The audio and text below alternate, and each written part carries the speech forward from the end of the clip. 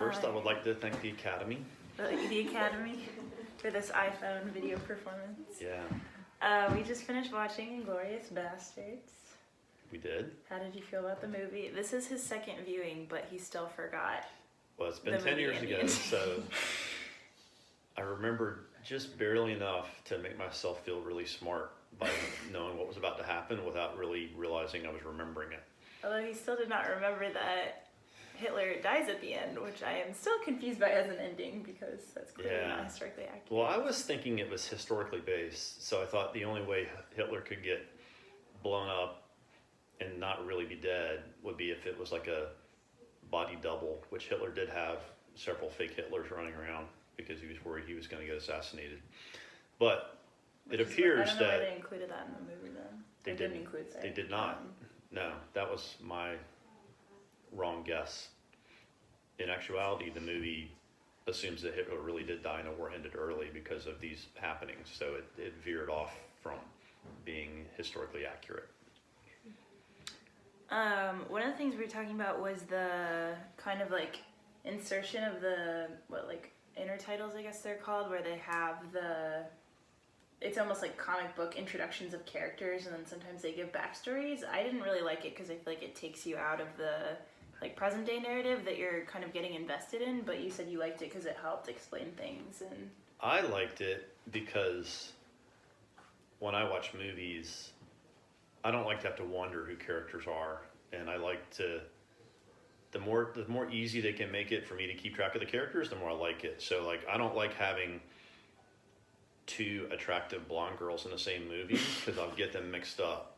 So if you're going to have two different male or female main characters, I like them to have different color hair or be distinctly different so I can keep track of who is who. So when they would introduce the character and say this is Sergeant Leibowitz that did this, it helps me keep track of it. So I like the explanatory notes. Well, but I feel like they could have done that through dialogue. I don't think they it was could, but I'm a visual person, so like for me, I remember it if I read it. I won't remember if they say it, so I like that a lot better. One of the other ones they had though was like an explanation. They said we're gonna light all the film on fire because it's made of nitrate, but then I feel like they took a second to hop out of the movie and say, silver nitrate does X, Y, and Z, which I feel like from context you can figure out. And they say we're gonna burn it, and it's having this whole Samuel Jackson voiceover description of I feel like that was less effective than some of the other ones. Well, to me, across the board in the movie, they like to zoom in on little details that will become pertinent later. So they gave us all the details of the silver nitrate because it explained why a little pile of film would be a roaring bonfire. And he zoomed in on the shoe when the guy found the shoe, a full close-up of the shoe, even though we didn't know why it would matter. And then later on, the shoe becomes, what he uses to, convince her that he's caught her and he's figured out what she was up to. The Hammer's Mark lady.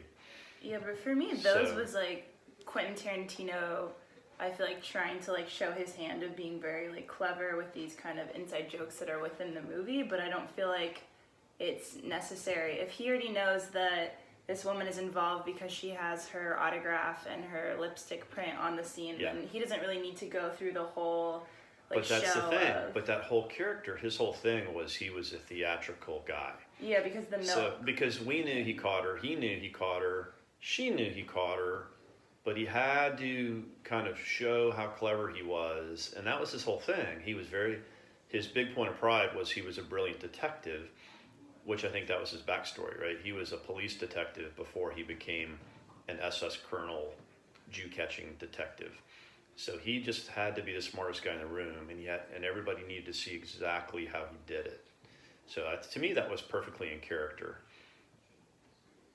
I guess to me, I just feel like Tarantino spends, this movie was 2.5 hours, and I didn't feel like it necessarily needed to be, and he does spend a lot of time on kind of these longer scenes that are these character bits, or the scene with the bar. I feel like it lasts for so long, and scenes with little markers that they're Americans, like them ordering scotch or doing the fingers. It's like that could have happened immediately and set off that scene, but he wants all this like verbal back and forth. Yeah, but it gave you a chance to get to know the characters, right? Yeah. So you got to know the colonel in a social setting, right? So instead of him being in France interrogating the poor guy that was hiding the Jews under the floor, he got to be delightful.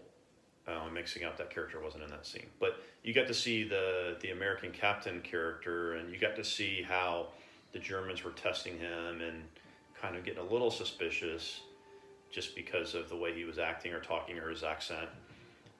But but it's part of the suspense, right? So the whole time they're in this room full of Nazis, you're just wondering, are they going to get caught, or are they going to get away with it? And by playing the card game, now you have to wonder, oh my God, can these poor British and American guys fake being Germans in a card game stuck on your forehead game? That's pretty complicated, because there's all kinds of things that come up when you play those games.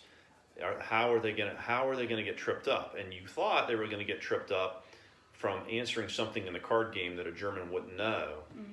But instead, it was something more simple, counting on your fingers. You know, most Americans don't know that Europeans or Germans count with their thumb first. Yeah. Which the two former armory officers watching the movie that saw that, we both immediately knew it. Because Germans order ein Bier, zwei beers. But the poor American guy didn't know he had gotten caught. I just feel like they do it again later when they're at the movie premiere, where they're all faking being Italian, and there's this long back and forth between Christoph Waltz and the other American officers, where it's like it lasts for so long of him being like, Tarantino likes to tantalize. Yeah. He was like, oh, you're like, oh, these guys can't possibly make it through this scene without getting caught. They're going to get caught right now. And you know, in hindsight, the German guy knew it. He could have exposed them, but he didn't. He didn't expose them because he wanted the big drama, right? If he caught them before they started, it's not as dramatic. If he saved the Fuhrer after the dynamite's in the theater, it's more dramatic. Or maybe he had his end game in mind all along, that he wanted to have the option of allowing the attack to succeed. So that, you know, in hindsight, it answered the question, why didn't he just catch him in the lobby? Because it was plain as day. The guy's, you know, Brad Pitt's Tennessee Italian was just painfully, obviously fake. Yeah. So, but he didn't catch that, and he didn't catch it because he didn't want to. He wanted to cut a deal because at that stage of the war, it was clear he was going to win to anybody that was paying attention. So he was really an opportunist. You know, he went from being an unimportant police detective in some little town in Germany to being this SS colonel that had life over death power. So he was going to be an opportunist and use this Hitler plot as his way to get out of the war. He could leverage, you know, how else are you going to get the Allies to let an SS colonel start a new life, right? You need a big bargaining chip. So he figured out this was his big bargaining chip. I just think it's a very clever plot. Even if it deviates but I like considerably from it. Well, the Tarantino part of it was interesting, right? Because there was, you know, a decent amount of gore, but not as much as his other movies. But like those scalping scenes were very visceral. But then he also had these little details, like she's putting on her hat and brings down the black lace over her face. And it really was slow and deliberate, and a lot of attention paid to that little detail that really didn't matter.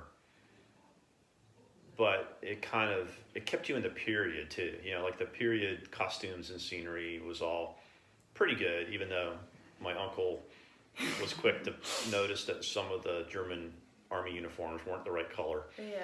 Well, that's what I'm wondering too, in terms of audience, if this is, like, I've never seen this movie before, but you and my great uncle have both seen this movie before, so it seems like it's intended for a specific audience, which are the type of people who would be interested in World War II and watch these types of movies. So I think it's interesting little details about that for someone like me would go over my head, so it doesn't really matter if there's slight historical inaccuracies. But this isn't really intended, like, I've never seen this movie until I was assigned it for homework, so I think it's funny, like, the people who are working in production, or like Tarantino himself, don't get those details quite right, because I feel like the people who are interested in those details are the types of people that would seek out this movie.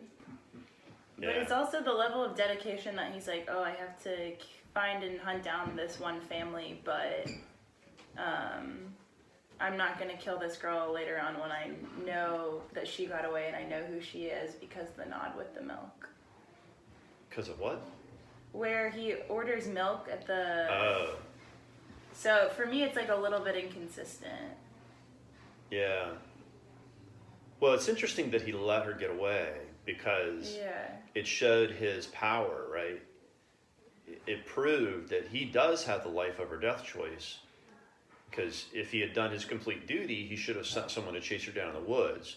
But he chose to exercise his discretion because he could, which made him really more culpable for the ones he did kill because he showed that he was capable of sparing people if he felt like it. Yeah. And it was just a whim, right? I think it was just this whole, look, I'm God and I can pick winners and losers. Want to say bye, Dad? Bye.